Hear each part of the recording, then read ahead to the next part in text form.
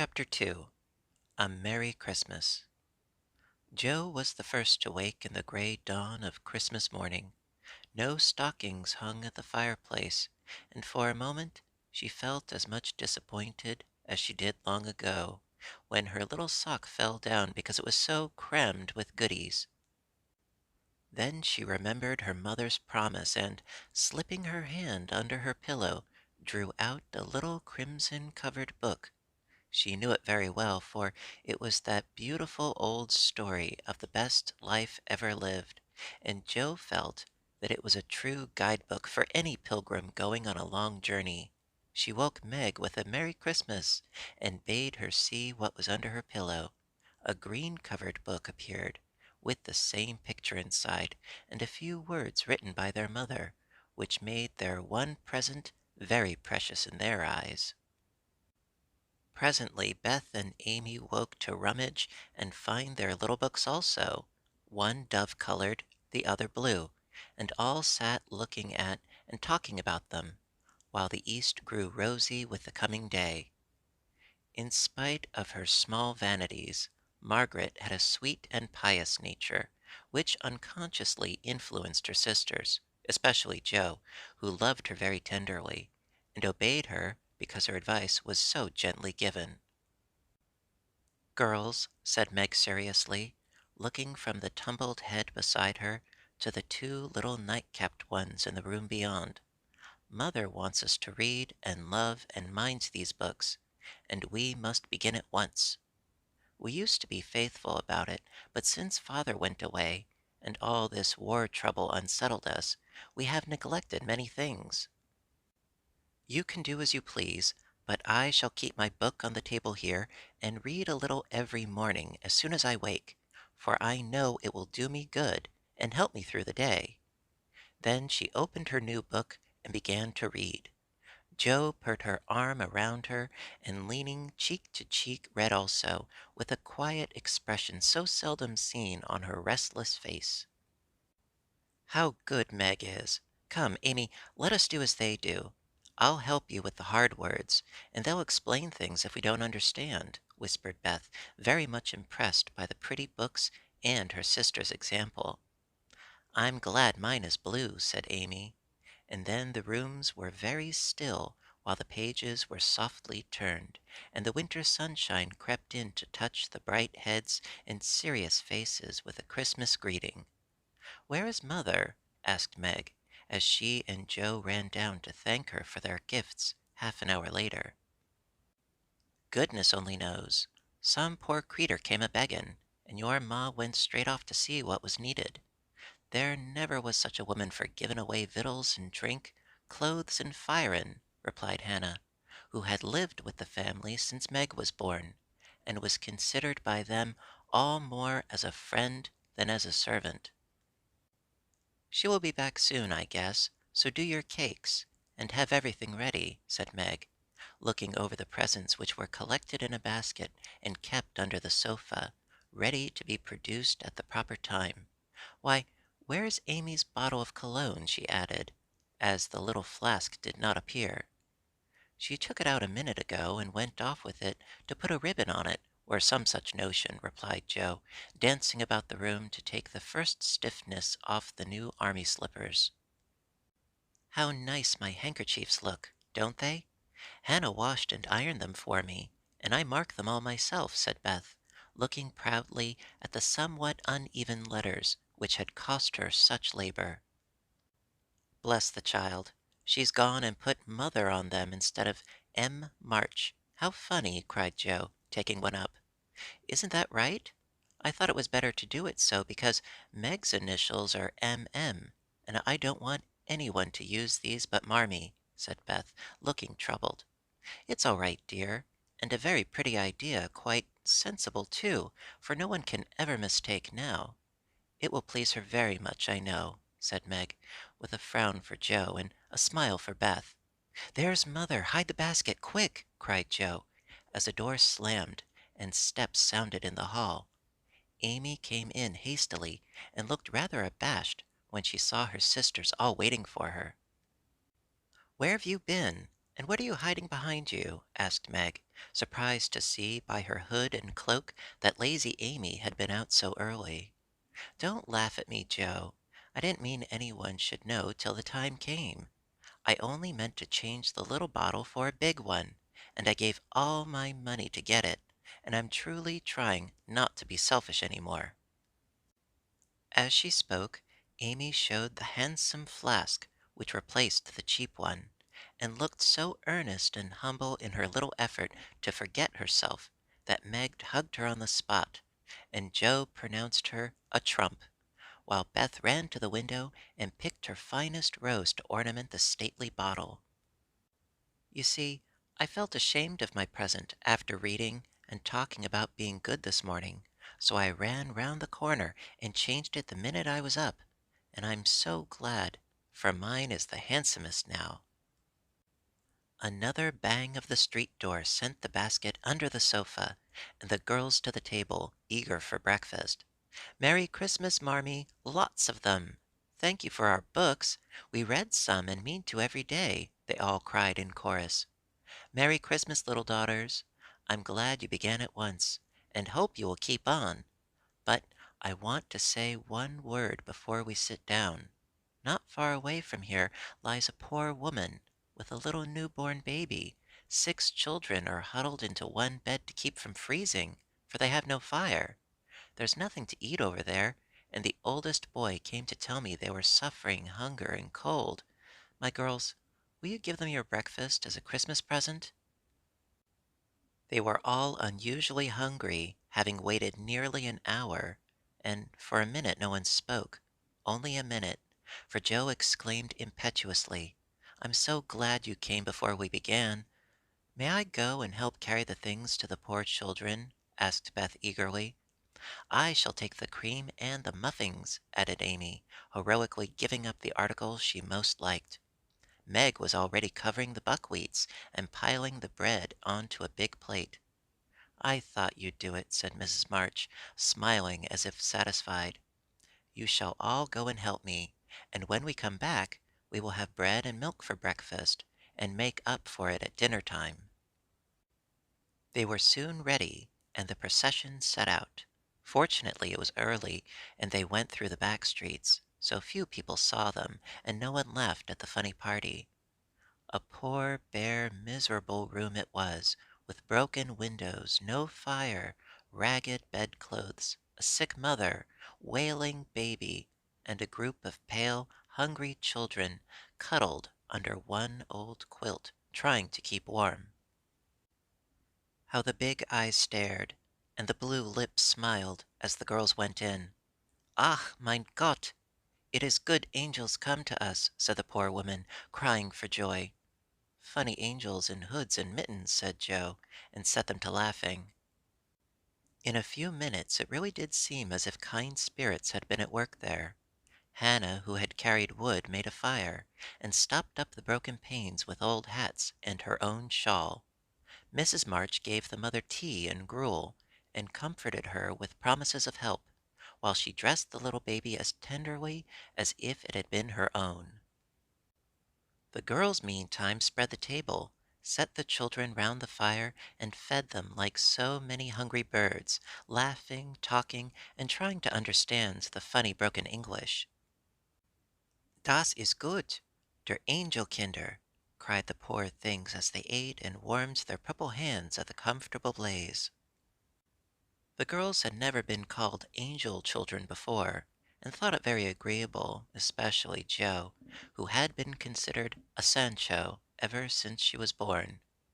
That was a very happy breakfast, though they didn't get any of it, and when they went away leaving comfort behind, I think there were not in all the city 4 merrier people than the hungry little girls who gave away their breakfasts, and contented themselves with bread and milk on Christmas morning.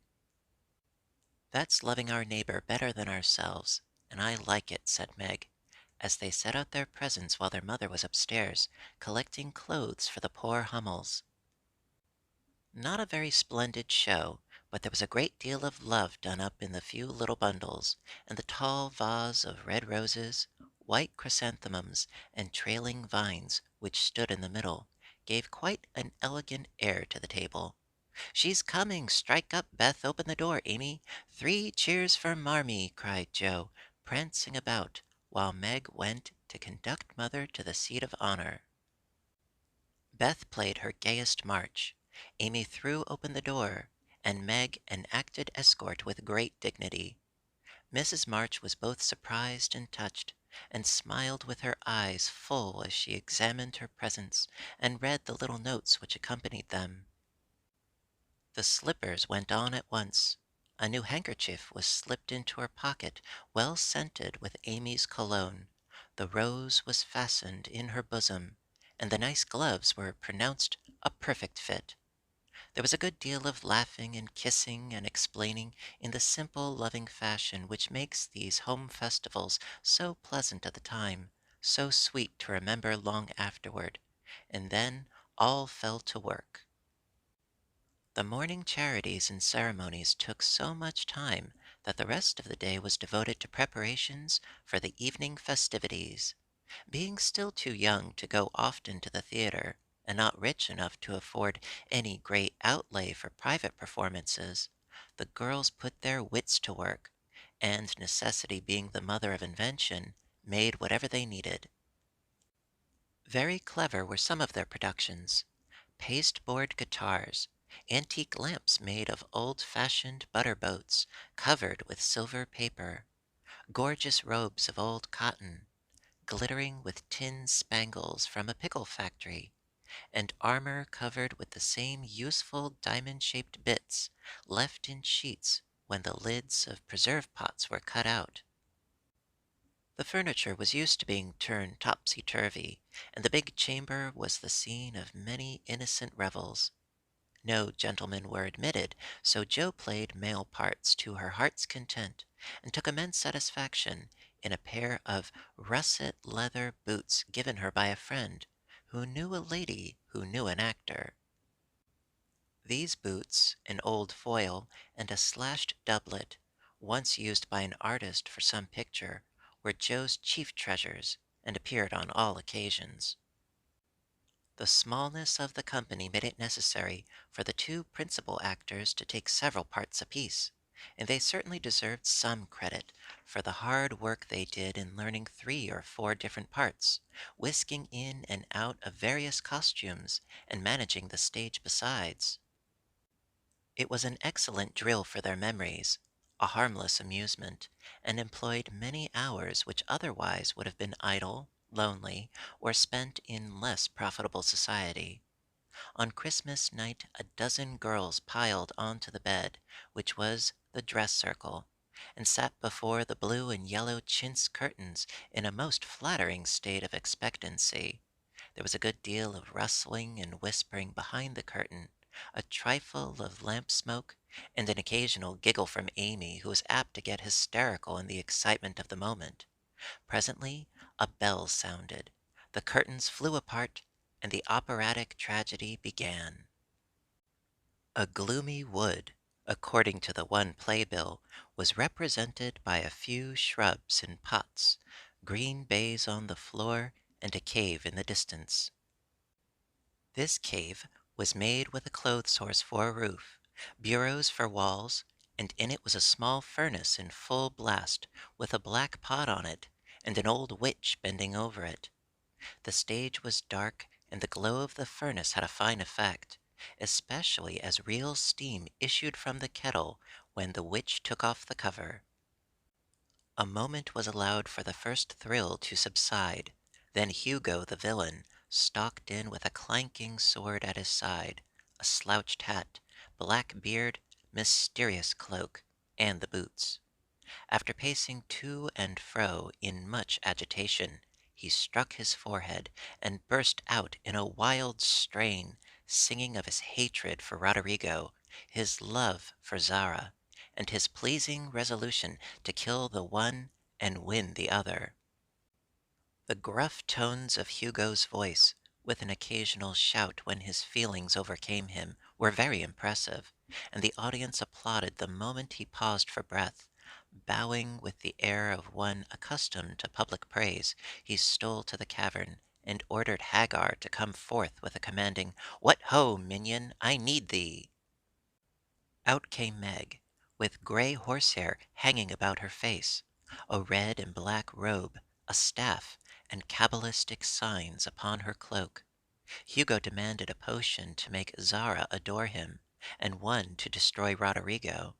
Hagar, in a fine dramatic melody, promised both, and proceeded to call up the spirit who would bring the love philtre. Hither, hither, from thy home, airy sprite, I bid thee come, born of roses, fed on dew, charms and potions canst thou brew? Bring me here with elfin speed the fragrant philtre which I need. Make it sweet and swift and strong. Spirit, answer now my song. A soft strain of music sounded, and then at the back of the cave appeared a little figure in cloudy white, with glittering wings, golden hair, and a garland of roses on its head. Waving a wand, it sang, "Hither I come from my airy home, afar in the silver moon. Take the magic spell, and use it well, or its power will vanish soon." And dropping a small gilded bottle at the witch's feet, the spirit vanished.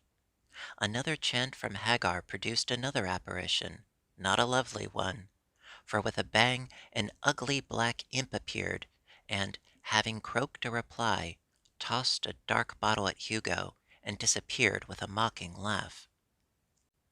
Having warbled his thanks and put the potions in his boots, Hugo departed, and Hagar informed the audience that as he had killed a few of her friends in times past, she has cursed him, and intends to thwart his plans and be revenged on him. Then the curtain fell, and the audience reposed and ate candy while discussing the merits of the play. A good deal of hammering went on before the curtain rose again. But when it became evident what a masterpiece of stage carpentry had been got up, no one murmured at the delay. It was truly superb. A tower rose to the ceiling. Halfway up appeared a window with a lamp burning in it, and behind the white curtain appeared Zara in a lovely blue and silver dress, waiting for Roderigo. He came in gorgeous array, with plumed cap, red cloak, chestnut love-locks, a guitar, and the boots, of course. Kneeling at the foot of the tower, he sung a serenade in melting tones. Zara replied, and, after a musical dialogue, consented to fly. Then came the grand effect of the play. Roderigo produced a rope ladder with 5 steps to it, threw up one end, and invited Zara to descend. Timidly she crept from her lattice, put her hand on Roderigo's shoulder, and was about to leap gracefully down when, alas, alas for Zara, she forgot her train. It caught at the window, the tower tottered, leaned forward, fell with a crash, and buried the unhappy lovers in the ruins. A universal shriek arose as the russet boots waved wildly from the wreck, and a golden head emerged, exclaiming, "I told you so! I told you so!"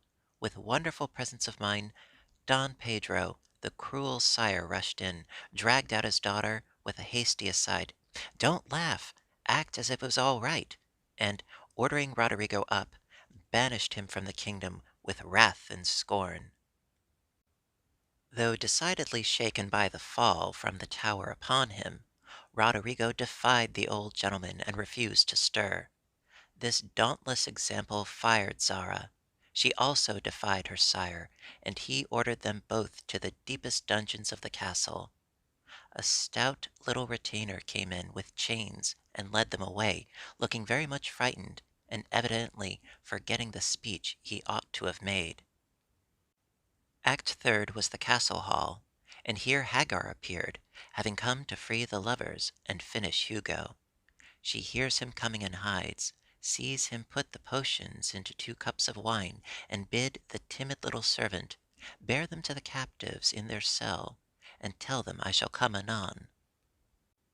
The servant takes Hugo aside to tell him something, and Hagar changes the cups for 2 others which are harmless. Ferdinando the minion carries them away, and Hagar puts back the cup which holds the poison meant for Roderigo. Hugo, getting thirsty after a long warble, drinks it, loses his wits, and after a good deal of clutching and stamping, falls flat and dies, while Hagar informs him what she has done in a song of exquisite power and melody. This was a truly thrilling scene, though some persons might have thought the sudden tumbling down of a quantity of long red hair rather marred the effect of the villain's death. He was called before the curtain, and with great propriety appeared, leading Hagar, whose singing was considered more than wonderful than all the rest of the performance put together. Act Fourth displayed the despairing Roderigo on the point of stabbing himself, because he has been told that Zara has deserted him. Just as the dagger is at his heart, a lovely song is sung under his window, informing him that Zara is true but in danger, and he can save her if he will. A key is thrown in, which unlocks the door, and in a spasm of rapture he tears off his chains and rushes away to find and rescue his lady love. Act Fifth opened with a stormy scene between Zara and Don Pedro. He wishes her to go into a convent, but she won't hear of it, and after a touching appeal, is about to faint when Roderigo dashes in and demands her hand. Don Pedro refuses because he is not rich. They shout and gesticulate tremendously but cannot agree, and Roderigo is about to bear away the exhausted Zara when the timid servant enters with a letter and a bag from Hagar, who has mysteriously disappeared. The latter informs the party that she bequeaths untold wealth to the young pair, and an awful doom to Don Pedro if he doesn't make them happy.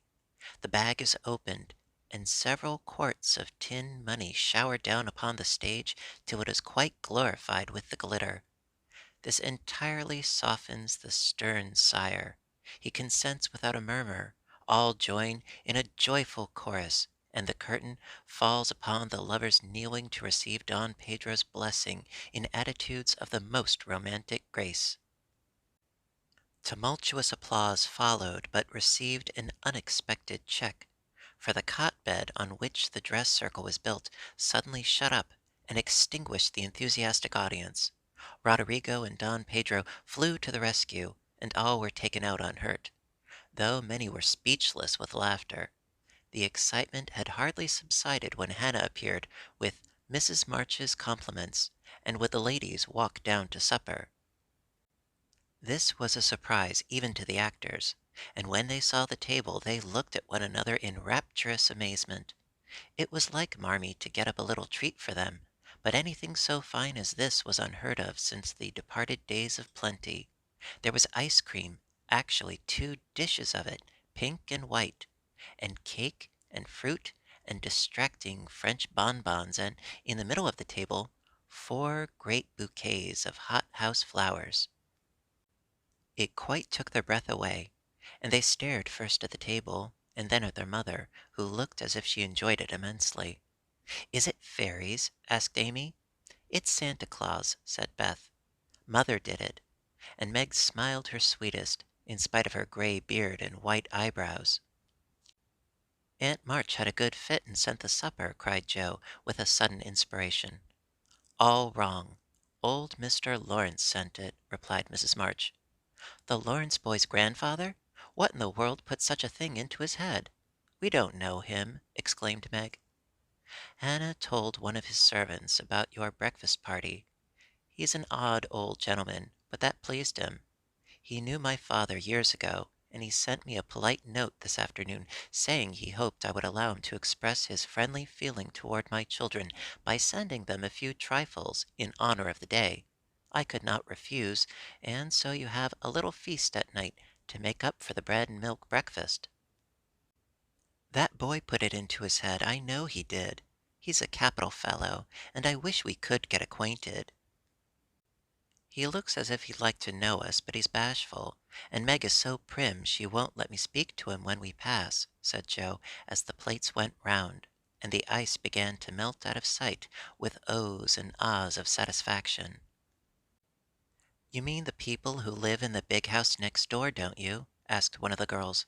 "My mother knows old Mr. Lawrence, but says he's very proud and doesn't like to mix with his neighbors. He keeps his grandson shut up when he isn't riding or walking with his tutor, and makes him study dreadful hard. We invited him to our party, but he didn't come. Mother says he's very nice, though he never speaks to us girls. Our cat ran away once, and he brought her back, and we talked over the fence and were getting on capitally, all about cricket and so on, when he saw Meg coming and walked off. I mean to know him some day, for he needs fun, I'm sure he does," said Joe decidedly. "I like his manners, and he looks like a little gentleman, so I've no objection to your knowing him, if a proper opportunity comes. He brought the flowers himself, and I should have asked him in, if I'd been sure what was going on upstairs. He looked so wistful as he went away, hearing the frolic and evidently having none of his own." "It's a mercy you didn't, Mother," laughed Joe, looking at her boots. "But we'll have another play sometime that he can see. Perhaps he'll help act. Wouldn't that be jolly? I never had a bouquet before. How pretty it is!" And Meg examined her flowers with great interest. "They are lovely, but Beth's roses are sweeter to me," said Mrs. March, smelling the half-dead posy in her belt. Beth nestled up to her and whispered softly, "I wish I could send my bunch to Father. I'm afraid he isn't having such a Merry Christmas as we are."